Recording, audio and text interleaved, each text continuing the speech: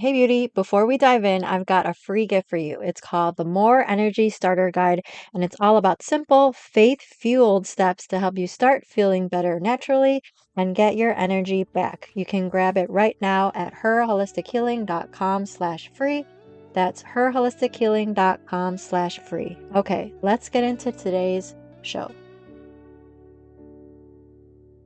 If you want to move away from modern medicine, if you want to discover healthier alternatives for your family, if you want a healthy body, then you're in the right place. Hey beauty, I'm Alexandra.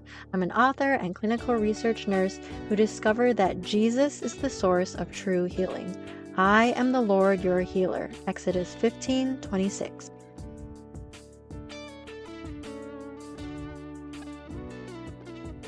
Are you the type of person who longs for something more, but is too scared to take steps to make a change because change is hard for you? I was at one of my jobs for 10 years. When I was younger, I was kind of a job hopper. I would hop from job to job because I would get tired of a job or I would get fed up. So once I started getting fed up, I would look for another job. When I started having kids, though, that's when I realized that I needed some stability. So I stayed at one of my jobs for 10 years, but I feel like the last few years I was there, it just got harder and harder every year. There were days when I wanted to throw my computer out the window. There were days when I would just have to be angry at the end of the day and just cry. But I felt like I needed to keep the job because it was flexible. It allowed me to homeschool my kids. I was able to work from home. So I stayed at that job for 10 years. When my coworker found out that I was really hating my job, she said this to me. She said, "At least you know what you're getting with this job." What she meant was, you've been working for these people for a long time, you know what to expect. If you go somewhere else, you don't know what will come of it, you don't know what to expect. I couldn't stop thinking of this statement because at the time I half agreed with her. I agreed with her, but a part of me later feels like this statement is kind of disgusting. Now, the person who said this to me, I love her. We've known each other for 10 years. We get along, we're friends, and I get what she's saying, but that mindset that she has, I think can be a huge problem in our lives. To tell you what I mean, let's go back to the Israelites. I'm not saying that my job was slavery, but I'm using the Israelites to illustrate my point. Let's see how the Israelites were treated in Egypt when they were slaves, starting in Exodus 1:11 through 14. Therefore, they set taskmasters over them to afflict them with heavy burdens. They built for Pharaoh store cities, Pithom and Ramses. The more they were oppressed, the more they multiplied, and the more they spread abroad. And the Egyptians were in dread of the people of Israel. So they ruthlessly made the people of Israel work as slaves and made their lives bitter with hard service in mortar and brick, and in all kinds of work in the field. In all their work, they ruthlessly made them work as slaves. Now we know that the Pharaoh started killing the Hebrew babies because he was scared because they were multiplying so much. So not only were they slaves, their children were being murdered. So if you remember, God brought them out of that slavery. He performed all these miracles in front of the Israelites. He put all these plagues on the Egyptians, but he protected the Israelites from the plagues. He brought them out of Egypt. He split the Red Sea for them. But when times got rough, they said things like this. Exodus 16:2 through 3.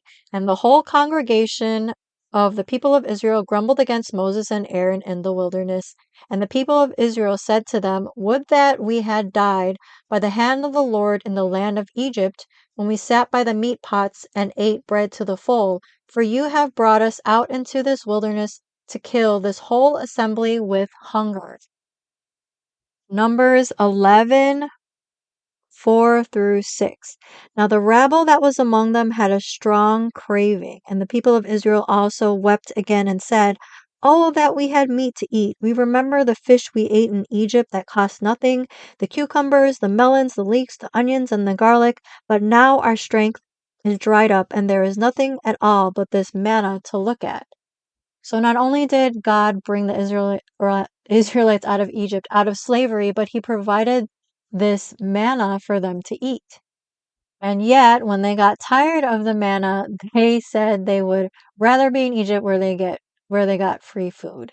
They probably exaggerated what they got, but they wanted it, right? Because it was free. Even though they were slaves and even though Pharaoh was killing their babies, they wanted to go back to Egypt.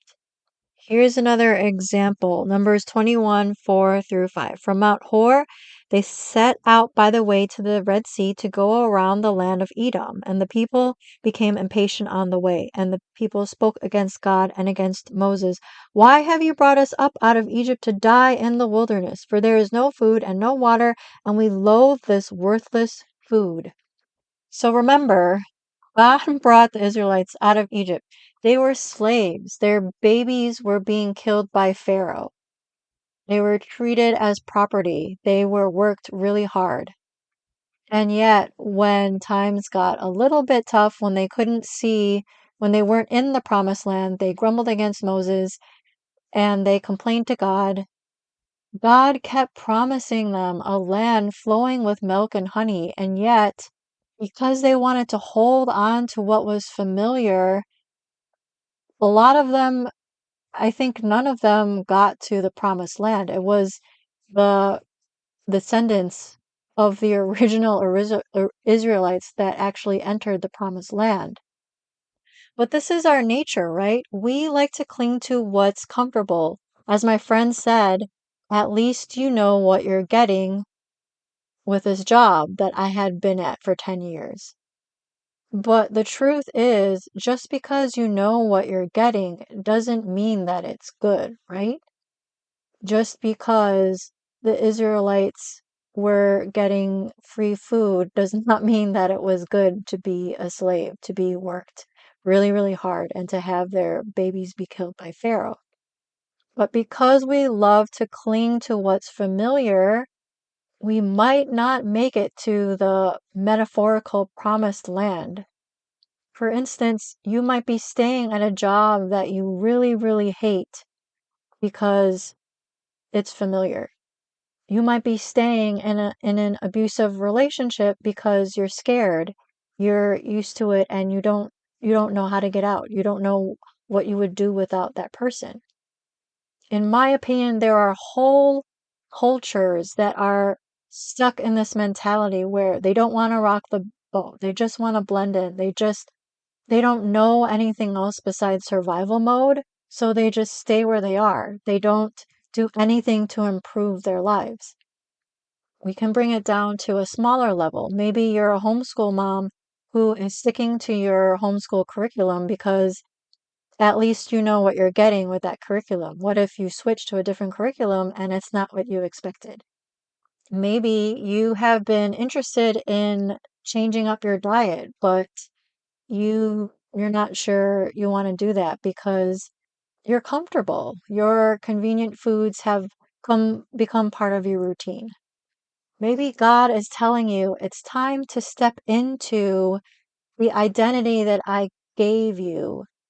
It's time to step into your true identity. Maybe you're stuck thinking that you're not good enough. You have made too many mistakes. Maybe you're stuck thinking that you can't change, that you can never change, that things will never change. Maybe you have stuck yourself with a label that someone slapped on you as a kid, but you don't dare scrape off that label because you've gotten so used to that label. You don't know what it's like to be anyone else. You're scared. So you tell yourself, I'm comfortable where I am. I'm just going to keep doing what I've been doing for years and years and years. We do this with our daily routines. Maybe you want to try a new hobby, but you don't know how to start or where to start. And in the end, you tell yourself you don't have enough time because you need those 2 to 4 hours every day scrolling through social media or watching Netflix. Maybe you've always dreamed about living in a different location, but once again, you're scared. What if you move and you don't make friends or it's not what you expected? At least in the city where you grew up, you know what you're getting. Maybe for some time now, God has been nudging you, telling you, hey, maybe you should change your diet, maybe. Maybe you should change your workout routine. Maybe you don't have to listen to what the doctor says. Maybe you don't have to tell yourself that you're too old to try that new workout or that new sport that you've been wanting to try.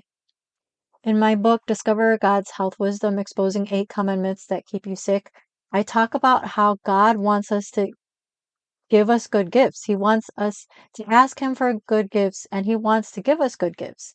Matthew 7:11 says this, "If you then who are evil know how to give good gifts to your children, how much more will your Father who is in heaven give good gifts to those who ask Him?" Psalm 35:27 says this, "Let those who delight in my righteousness shout for joy and be glad and say evermore, Great is the Lord who delights in the welfare of His servant." If we delight in His righteousness, God delights in our welfare. The dictionary defines welfare as well-being, happiness, or prosperity. He delights in our happiness and in our prosperity. Sadly, we may not be receiving good gifts from God because, like the Israelites, we just want what's familiar.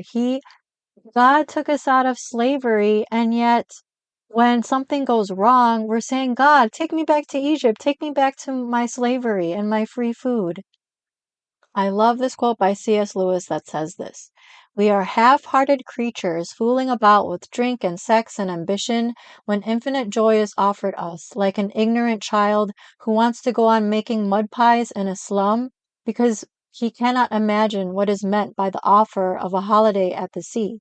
We are far too easily pleased." Now, our holiday at the sea is really Jesus, right? Jesus died for us. Just the fact that we get to be God's children, just the fact that we have Jesus, we have fullness of joy right there, fullness of joy and peace right there. However, God is a God of overflow.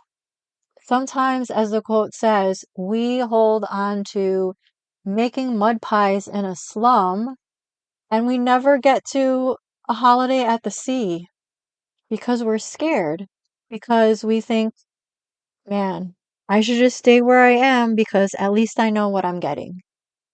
I don't think that God intended us to live that way. He wanted us to have faith like a child.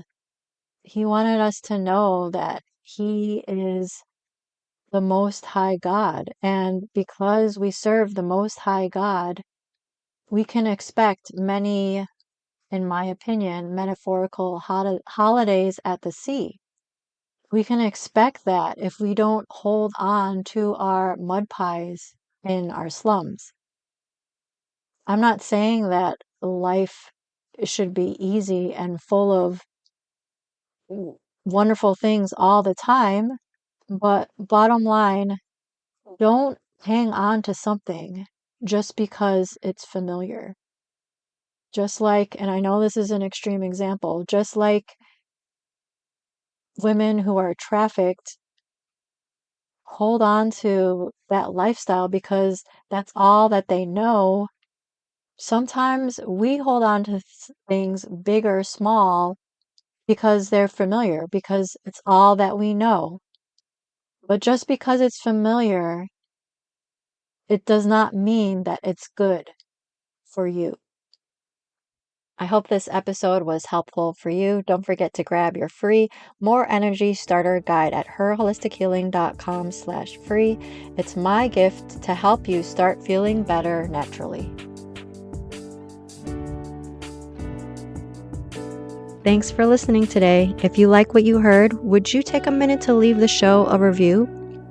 If you want to connect with me, you can go to my free community. The link is tinyurl.com/holistic sisterhood, or you can go to herholistichealing.com. Matthew 11. Come to me, all who labor and are heavy laden, and I will give you rest. Take my yoke upon you and learn from me, for I am gentle and lowly in heart, and you will find rest for your souls. For you is easy and my burden is light. This content is for informational purposes only and is not meant to be medical advice.